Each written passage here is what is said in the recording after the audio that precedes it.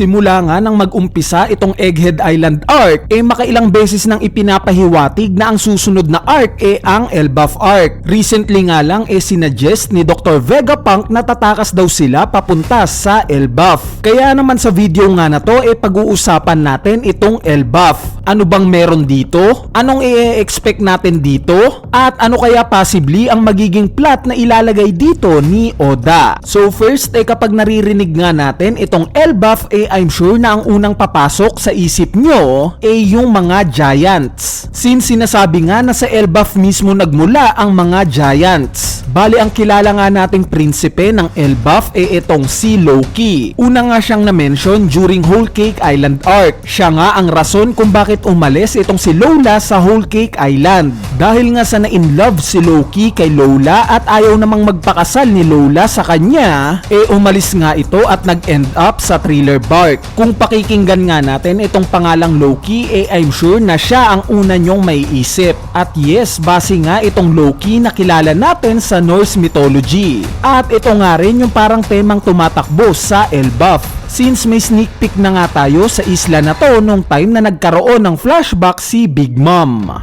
Kuya Eneru, di ba yung Loki sa Norse mythology God of Mischief? Ibig sabihin ba ganito rin yung magiging Loki ng Elbaf? So para sa akin nga pwedeng oo. Dahil yung kilala nga nating Loki makulit. Laging gustong gumawa ng gulo at tuso. Sa tingin ko nga siya yung magiging prinsipe na kasama na itong Straw Hat Pirates. Dahil alam naman natin na every arc may prinsesa o prinsipe na kasama itong Straw Hat Pirates na magiging katuwang nila sa main arc. Gaya na lang nila Vivi, Shirahoshi, Rebecca at Momonosuke. Kaya most likely itong si Loki naman ang makakasama ng Straw Hat Pirates sa Elbaf.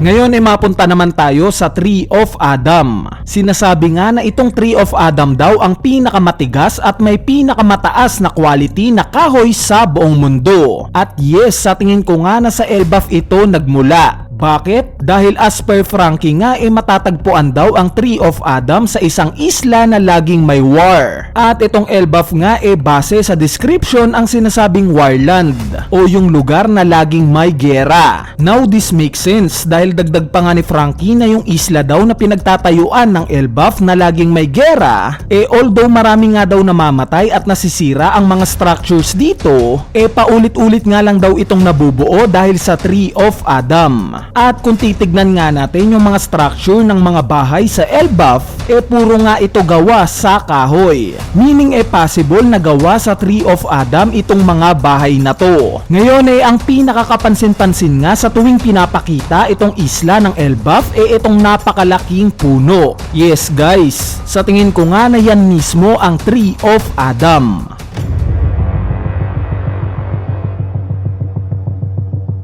Malaki nga ang tsansa para sa akin na makikita natin si Vivi sa Elbaf. Bakit? Dahil may mga hint na nga na nagpapahiwatig. Gaya na lang ng ipinakita yung panel nila ni Big News Morgan sa mga recent chapters. Out of nowhere nga bigla silang ipinakita. Sa tingin ko parang reminder to na at some point marireunite sila ni Vivi at Luffy. Nagme-make sense nga dahil sa kalagayan ngayon ni Vivi. Namatay na nga yung tatay niyang si King Cobra at pinapahanap pa siya ngayon ni Im Sama. Kaya naman ang best way nga lang para makaligtas siya sa banta ng world government syempre sa pamamagitan ng proteksyon netong Straw Hat Pirates. Kuya Eneru, paanong sa Elbaf naman magkikita itong sila Vivi at ang Straw Hat Pirates? May idea ba siyang doon papunta sila Luffy? Bali ang sagot nga dito somewhat oo. Kung matatandaan nyo unang ang nakabanding ni Vivi itong Straw Hat Pirates as a tropa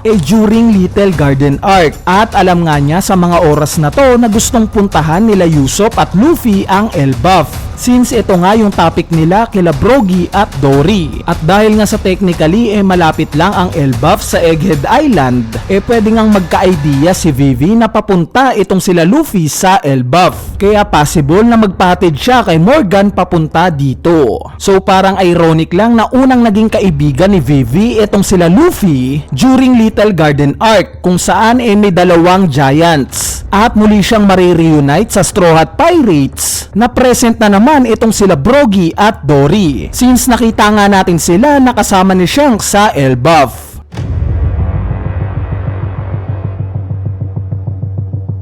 Obviously, during Elbaf Arc, matatalakay itong si Jaguar di Saul, since nabanggit nga ni Dr. Vegapunk na nakaligtas daw itong si Saul sa nangyaring Ohara incident, at currently nga nagtatago siya sa Elbaf. At gaya nga ng sinabi ko sa isa sa mga videos natin, paniguradong bubuhos ang luha natin once na magkita na itong sila Robin at Saul. Plus sobrang memorable neto, dahil itong confirmation nga ng pagkabuhay ni Robin ang indikasyon na hindi na siya mag-iisa sa pagtatapos ng One Piece, dahil bawat isa nga sa miyembro ng Straw Hat Pirates may mga pamilya pa o mga malalapit na pwede nilang lapitan once na mabuwag na itong Straw Hat Pirates. Gaya ni Luffy na may Fuchsia Village, may lolo na si Garp, at may kapatid na si Sabo. Si Zoro naman may Shimotsuki Village. Si Nami naman may Kokoyashi Village pa at kapatid na si Nojiko. Si Sanji syempre may Vinsmoke family at Baratie na naghihintay sa kanya. Same as Chopper na may Drum Island at Dr. Koreha. Si Brook naman may Laboon. Samantalang itong si Robin nga, pag natapos na ang paglalakbay nila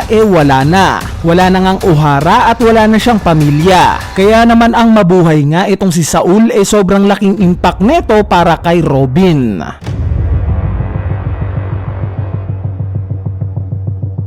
Currently nga hindi pa natin alam ang status ni Big Mom, since hindi pa nga nililinaw ni Oda kung totoo bang patay na siya o hindi pa. Pero ang isa pa ngang nakaka-curious yung patungkol sa mga anak ni Big Mom na bigla na lang nawala during Wano Arc. At dahil nga sa konektado itong si Big Mom sa Elbaf, possible nga na it's either siya mismo o yung mga anak niya mapapadpad sa Elbaf. Pwede ngang maging redemption arc nila to, since parang nakat na nga lang sila bigla sa Wano. So magandang plot rin to guys dahil kung ilalagay nga ni Oda itong mga anak ni Big Mom sa Elbaf, pwede niya tong laruin na papapuntahin rin niya si Katakuri dito. At malay pa natin, dito pa sila mag-reunite ni Luffy, 'di ba? Kung sakali naman at buhay pa si Big Mom, relevant pa rin naman siya sa istorya, dahil may history na nga si Big Mom sa lugar na to.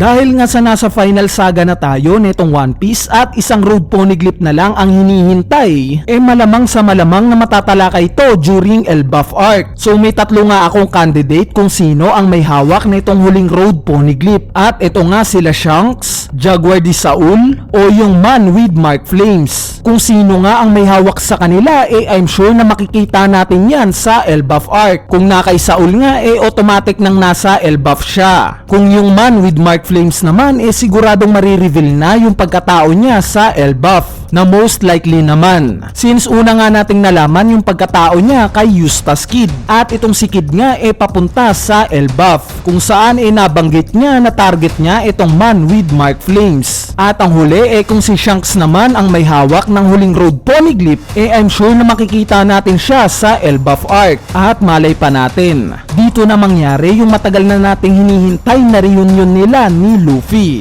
'di ba? Bale overall nga si Loki, yung Tree of Adam, si Vivi, si Jaguar di Saul, si Big Mom o yung mga anak niya, at yung huling road poneglyph ang tingin kong magiging topic netong Elbaf Arc, or dito iikot yung plot sa arc na to. Pwede ngang maging malaki itong arc na to gaya ng Wano Arc, since preparation na nga ito para sa paparating na Final War. Kumbaga ito yung magiging Amazon Lily Arc at Impel Down Arc na pinagsama. Dito nga isi-set up ni Oda yung lahat ng kailangan kung paano i-trigger ang Final War. Gaya for example na kapag kasama na nila Luffy si Vivi, makidnap siya ng world government, or kung hindi kaya si Robin ang makidnap. Syempre kung kompleto na ang apat na road poneglyph nila Luffy, no choice sila kundi ang kalabanin na ang world government, since mas importante nga kay Luffy yung mga kaibigan niya. Or kung hindi naman may mangyaring twist gaya ng malaman ni Luffy na nasa pangit na sitwasyon pala yung lolo niyang si Garp. In short, maraming pwedeng maging way para i-set up ang Final War mula sa Elbaf. Kaya naman I'm sure na once na dumating na itong matagal na nating hinihintay na Elbaf arc, siguradong mag-e-enjoy tayo. Mag-e-enjoy tayo dahil panigurado na ibubuhos na lahat ni Oda, since final saga na. Anyway, dito na nga nagtatapos itong maikling topic natin patungkol sa Elbaf arc. Kung natripan nyo nga itong topic na to,